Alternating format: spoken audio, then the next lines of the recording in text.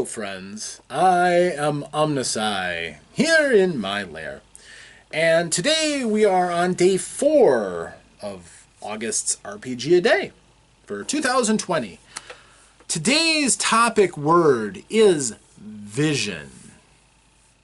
Again, nice evocative word. Lots of directions one could go in. But again, I'm kind of sticking to a theme here. We're going to talk about vision in my game. Now, I'm not talking about vision as in what your characters can perceive. I have a skill for that. It's perception. Actually, no. The attribute is perception. The skill is observation. Investigation or whatever you're interested in, depending on what level of filter you've got. But you have generally a physical aptitude for seeing things, how sharp your senses are. And then after that, it's how often you are going to notice the right things based on how skilled you are at seeing things. But that's not really what I'm talking about here. It's good to know that that's in there, though. I mean, it's really one of the core things because your character is your really your view into the fantasy world, and what they see is what you can see and perceive and act upon, which that's important. It's more important these days because it's compared to the antiquity of role-playing games, it wasn't necessarily a skill. The dungeon master and eventually game master would generally be responsible for describing everything that your characters would see. And then after that, you could poke into extra details by having your character go and do things. Only later were there things like resisted skill rolls versus perception and stealth skills, things like that. And eventually it kind of, at least in Dungeons & Dragons, turned into, okay, you are in the room, roll a die and we'll see what you see. Kind of takes the fun and the skill away for some people, so. But in my case, vision to me related to role-playing game design. And quite honestly, it's another thing that I constantly see as being an issue with role-playing game design and new games as they come out. In this case, vision means a realistic understanding of what is likely to happen over the lifespan of your game. So take a Kickstarter game, for instance. With Kickstarter, you probably spent a little bit of money to make a video initially, unless you're quite good at that kind of thing and already have the software to make a video, but from what I've seen, many of them are quite good and probably cost a bit. You are going to undoubtedly rack up a number of people in place to get your project going. If you don't have artists, for instance, starting off, you don't have a lot of chances of making your Kickstarter work because people don't have anything to latch their imagination onto, and if you just put up some clip art, that's rarely going to work well. You might want to get some big industry names to attach your game to so that people will be a little bit more reassured about the quality of what your game is coming out. But ultimately, successful Kickstarters have good vision. They don't promise the moon and offer a bunch of things that they'll never be able to put out. And a lot of times you can look at a game and think, are they actually going to be able to make this? You have to rely on the history of the company or the people who are making it to see if they've done similar things in the past. But I am sorry, if I get a role-playing game and they promise 10 modules over the course of a year, miniatures, specialized dice, a hardcover book, an art book, and a soundtrack, and you've never made anything before, can sound rosy as all get out, but I don't trust it, and I wouldn't back it. I would definitely need more to convince me that that's going to work. Give me a few industry names for people who've produced such things before successfully or have attached themselves to groups that have, and maybe I'll soften up to the project a little bit. So vision is critically important if you're promising and selling something. In my case, I'm not. My game is not for Kickstarter. It's something that I hope to quietly self-publish and see if anybody gets any real feel for it. Maybe send it out to a few people. Wouldn't hurt to get a little buzz about it because I am convinced that my game is good at its core. and that people could have very enjoyable adventures, and that I could put out a number of supplements so that people could, with very little effort, tell exactly the kind of stories they want to tell. And really, it's just a matter of different lenses and filters with the skills that are available, the powers, abilities, gear, what have you. Nothing too terribly difficult or to be frightened of. But with those kind of guidebooks, it would be just a simple matter of plugging my formula into the system that you want to make work. I've had ideas for this before. As a matter of fact, the sample that I've printed up is for Dice File Fantasy. It's spelled PHANTSY because it works with Dice File Fantasy. So anyhow, but yeah, basically I took the rules from Magic, primitive melee and missile weapons, armor, and just kind of quantified it all very easily. And so if you're going to have your own fantasy world, these are the skills that you're likely to want to have.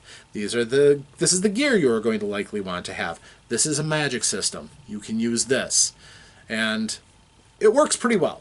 Obviously, there's more that I would do if I was actually going to put this out and self-publish, but it's a start. And likewise, I intend to do Dice File Space and Dice File Old West. I really want to do Wild West. It's a genre that I think has been woefully underserved, and I give credit to folks like the ones who did Doomtown that took Wild West and made something cool with it, but I like to do that. And, just a variety of things like that so that a person can have that resource and just immediately, these are the skills you have access to. Hey, it folds out just so that your players can look exactly the kind of skills they have so they can make their characters right away. And then all the different references for how you can run games in that genre. It's a dream I have, but I think it's an achievable goal. I'm pleased to see that an analog for that in both Fate and Savage Worlds is kind of what they did. They have a lot of different voices helping to make this creation bigger and bigger and bigger. And I don't know if I'll ever get that kind of interest. I'll have a lot of people doing it. But this is something that could relatively easily be accomplished just by yours truly, if I had to. And if people did get excited with my game, this goes beyond vision into dreaming. But it would be something relatively simple to say, okay, I'll turn over this to you. I just want to consult with you to make sure that your reasoning is sound on any kind of rules conversions and everything, because I want to maintain quality over a product that has the name of my game on it. But I'd be open to the idea, certainly, because my game is essentially a tool for people to tell their stories. And if people want to help to adapt that and catch fire with somebody else who has other ideas than what I have, and I admit my imagination is only so broad. For instance, if somebody had an anime-themed game, I don't have any experience with anime, but I'm willing to accept that there's a lot of people out there who do like anime, and they might want a role-playing game that more accurately reflects the realism of anime. Cool. You'd have my blessings to do that. So it is a vision that you have to kind of keep grounded. Because if your vision is wider than what you can ever deliver, you're just going to disappoint your audience that you've pitched your dream to. You are going to eventually overcommit into something. And these days, I have to acknowledge, there's only room at the head of the table for a couple of titles. Somebody coming in from outside is not going to be the next Dungeons & Dragons, realistically. Because the same Dungeons & Dragons is already there and they're not willing to move. They are the gigantic buffalo in the middle of the room that you can't shove. It has squatted. It wants to stay there. And I keep hearing more and more ideas that they have that's only growing them out bigger and bigger. Can you believe, I just saw this in an article, Curse of Strahd, one of their games that apparently some people today had an issue with because it has the Vistani, which are an analog to the Romani people, gypsies as they're often called. And Apparently it's not the most flattering of images because they're often seen as untrustworthy, low-level criminals. Pickpockets and thieves and con artists and grifters. But my experience in Barovia was that the Vistani were mysterious and helpful. They weren't outright helpful in that they told us what we wanted. They didn't. But at the same time, they hinted that there were deeper layers to everything. And they kind of felt a bit for Stradvan Zarovich. They felt that he was a tragic figure, and they didn't outright condemn him, which made some of the aid that they gave us hard to take at face value, but it was written so well. I loved that story. Now, they're putting out a $100 box set for that game, which is going to include a brilliant Taroka deck and a DM screen for it. Total value might actually be worth picking up because I don't believe I have Curse of Strahd. That's one that I've meant to get, but I'm not sure if I have it. I'll have to look. I should have looked before I did this video. And then, Beetle and Grimm, I think that's the company. They make these plush Ultra Luxe sets with lots of props and printed maps, and they make an almost simplified walkthrough of the game so that beginning DMs don't have to do hardly any work. They have encounter cards for everything, so you don't have to flip through your book at any time. They do a brilliant job, but it's $400. I want it so bad, but I cannot justify a $400 game. They did Descent into Avernus, and I saw their shop at Gamehole Con, and the stuff they had was brilliant. As a matter of fact, I got a plushie of Lulu the Hierophant, and that was part of the set, but it's $400 for these things, and it comes with cool coins and all kinds of neat stuff. Oh yeah. Soundtracks that you can download. I mean, really everything you need in a box, but out of my price range. Sadness, I know. And likewise, I don't think they're making so many that you'll always be able to get a copy of these things. So there is a time crunch on their stuff. If you're going to be in that ballpark, yeah, that's for the Matt Mercers and the really Joe Manganiello and the heavy hitters who have that kind of money. That's not me. But it's cool that they're doing it, and the fact that they can do it shows that they're not hurting for money and they're not going anywhere. They're planning on staying at the top. All I care about is eventually putting out my little thing, my little game, out to the point where if people go out looking for an option, an opportunity to try role-playing without some of the rules that they may have been burned out on, or want to play something with a little bit more flexibility to it, but still is not as wide open as a game like Fate or Fudge, or even Powered by the Apocalypse games, which now that I understand them a bit more, I understand how they are a little bit step ahead of